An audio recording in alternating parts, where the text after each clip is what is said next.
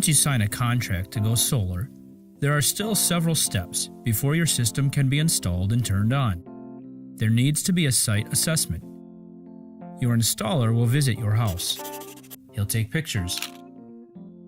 He'll take measurements and gather any information needed to design that perfect system for you. Next, the information will be passed on to your homeowners association. After they, and of course you've, approved the designs, permits from the city will be requested. Upon approval, installation can begin. After installation, the city will need to visit to ensure the install is up to code. Once the city gives its approval, your utility will grant you permission to operate. You'll then be able to turn your new system on. Installation normally takes between 30 and 60 days. This is counting on the site survey, the design, the city permits, and the installation workload.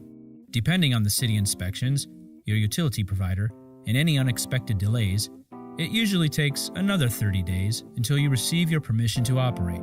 Find out more at uselectyoursolar.com.